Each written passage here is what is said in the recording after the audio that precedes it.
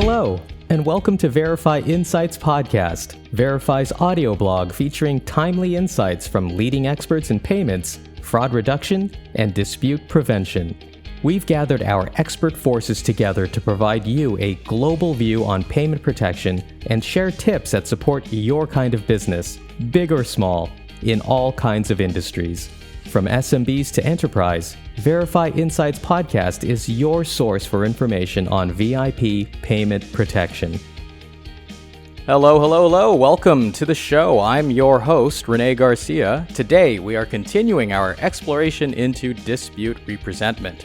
And to guide us further along our journey is friend of the show, Greg Witten, Verifi's Vice President of Sales. Greg, welcome back to the show. Thanks for having me, Rene. The last time we talked was back in July. What's new with our sellers? Is 2020 getting any easier for them? That's a good question. So I don't know if I would say that it's getting easier. I think that people at this point have accepted where we are with things and are adapting and evolving in their own practices and thoughts around how to continue to run the businesses. I think so. It's almost like there's been an acceptance that this is the way things are going to be for a little while. So we need to make the best of them. So I think a little less panic, a little more acceptance. In terms of disputes, what's the trend like? Is the volume increasing, decreasing? Is it flat? Yeah, I think, at this point, we're still seeing some moderate increases, but this current time, so we're at the kind of right on the end of the third quarter, about to go into the fourth quarter. We're anticipating the disputes to rise over the holiday season. One of the big reasons for that, Renee, is you think about the retailers who predominantly have done a lot of their sales in store. Well, now these stores aren't open or people aren't going to them. They're going to be making more purchases online. So I think this holiday shopping season will continue the trend and move transactions more into the e-commerce card not present space. And as a byproduct of that, we would anticipate for disputes to increase over the next 2 quarters. Today, I wanted to get your perspective on chargeback representment or dispute representment, since you work directly with our seller base. According to Visa, only 1/3 of disputes are challenged by sellers. Does that statistic feel right to you? I think it's probably close, Renee. I think when you think about merchants in general and taking into account SMB, mid-market, enterprise clients, they don't get into business to become chargeback experts. On the smaller side, the SMB merchants, they're in a lot of cases they're owner operators, right? So they're worried about, they're working the registers, they're in the kitchens of restaurants. They're the ones that are kind of, boots on the ground, so to speak. So fighting chargebacks is not high on their priority list. Paying their staff and the electric bill is. So when you take into account that segment and then continue to move up market, mid-market and enterprise level customers probably have a better sort of representment rate than the SMB channel. But again, it's really something that typically they don't want to become experts at. They're in their business to be experts at whatever their business is, not to do chargeback representment, which essentially is more like the chore you didn't want to do on Sundays whenever your mom made you do it as a kid, right? It's like, I'll do it. I don't want to do it, but I kind of have to do it. Sure. But when we consider that Verifi has a service for dispute representment, why aren't sellers just representing 100% of their disputes? I think that even with Verifi from a chargeback representment perspective, we recognize that not every dispute is worth representing. So there are factors whereby we might be missing important data elements, or something might have gone wrong, or we just don't have the data or the compelling evidence required to win the chargeback. So at that point in time, it's typically best just for them to accept the liability as a merchant and move on, because the likelihood of winning is close to zero at that point. So it really is just, there can be certain factors that don't lend itself to the time to be able to put the representment together. Well, with that in mind, does a buyer persona exist for dispute representment? In other words, what makes a seller a prime candidate for our Recover solution? Yeah, so I think the people that are looking to work with Verify from a chargeback representment service, they have a couple of characteristics. One is they don't want to become experts at chargeback representment. Two, they realize that chargebacks are expensive.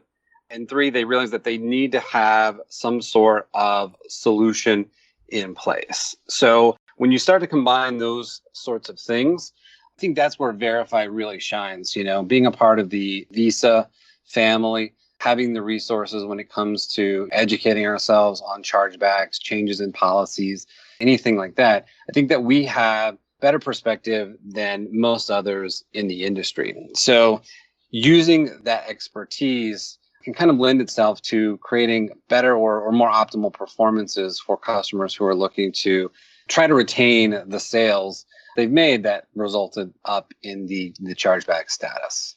So, based on what you just said, I mean, it sounds like working with a service for dispute representment, there is a very big benefit to sellers. But I also have to imagine that some sellers are reluctant to take advantage of services like Verify's. What's the biggest objection you're hearing? Yeah, yeah, that's a good question, Renee. I think the biggest objection that we hear is that they already are doing this in-house, right? So again, if you think back to a few minutes ago, a lot of sellers and merchants are doing this as a piece of necessity, and in a lot of cases, the chargeback team actually wears a couple of different hats. So they have other responsibilities outside of chargeback representment.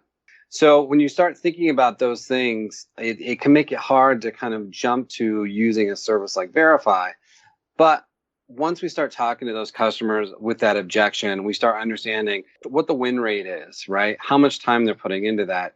By doing chargeback representments within their organization, having that team do other roles, is their performance suffering in other areas? So when you start to kind of dig in and get into the weeds a little bit, it gives merchants more a sense of comfort of using a service like Verify, especially when we can show kind of what we can do, increase performance, and potentially even in certain situations, our success-based billing model, whereby if we win, we take a piece of the percentage of the win, and if we lose, then we're just basically eating the loss of our labor. So typical merchants would want to kind of walk them through this process of understanding all aspects of the chargeback representment process in-house.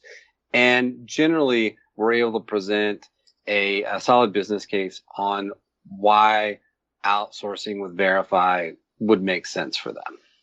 Is there any risk to sellers when they work with us for dispute representment? Yeah, Renee, that's a good question. So there is some risk that exists.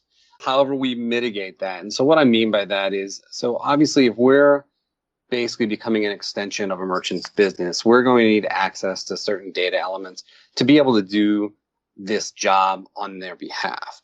And so there can be some risk when you think about the data that's being shared. However, Renee, here at Verify, we have a compliance team that has very strict requirements for that. And so we have all the PCI requirements in place and InfoSec that really helps mitigate the risks to our clients when it comes to that data. And so that's a question we get all the time is, can we talk to your compliance team? We have a security questionnaire. Can you work with us on this? And the answer to that question is absolutely. So what can merchants expect if they want to take the next step with working with Verify? So Renee, typically what we want to do is we want to get our experts on the phone with the merchant. So we want to understand a little bit more about what systems they're using, what data elements are they capturing, make recommendations to the merchants on information that we know will help us win more chargebacks on their behalf. And we're very flexible in that regard. So, if a merchant just wants to give us access to their systems to be able to gather this compelling evidence, or if they want to work with our integration team to connect to our API, we're very flexible with that. As well as we want to show to the process by which merchants have control over what our teams do on their behalf. So even though we're the ones that are doing the work, the merchants ultimately have the final say in how and what we do on their behalf to fulfill their needs. And lastly, we want to show them how we're performing. So we're typically going to walk through our kind of world-class reporting functions when it comes to CVR and a Verifi's Recover solution to show them what they can expect, how they can monitor it, and align with them on our overall goals and objectives. So, do we offer flexible billing or payment options? Yes, we do. So essentially, as I mentioned previously, in certain situations, Verify has the ability to do success-based billing. And what that means is that if we win, that's where we charge our fees. If we lose, we don't charge the merchant anything. And I think one of the latest developments is that we've always netted out second chargebacks, anything that moves past the first chargeback status. If we win the first chargeback, but then there's subsequent disputes, we've always netted out all those subsequent disputes from our overall win rate, from our billing perspective. And one of the newest developments that we're doing is we're actually doing a delayed billing mechanism. So historically, we would bill for month one, and then there would be for the following months a series of credits back and forth as we net out wins. Well, now what we're doing is for the first month, we're not billing merchants until month 4. So that allows all the chargebacks to age appropriately. And so essentially merchants are actually getting to see how Verify is operating for a couple of months before they get their first invoice. And secondly, it really makes life a little bit easier for our merchants and their accounting teams when it comes to reconciling their fees and things like that. Greg, I want to ask you about what sellers can do to facilitate successful representments, but before I do that, I want to remind our listeners that the Verify Insights podcast is brought to you by Verifi, the leader in total dispute management. For help with your business's disputes, make sure to visit verifi.com. That's verifi.com. Verifi, Verifi.com. I'm talking to Greg Witten, Verifi's Vice President of Sales, and we're talking about dispute representment. Greg, I imagine that a dispute representment service is only as good as the data captured by the seller. So what can sellers do to put themselves in a winning position?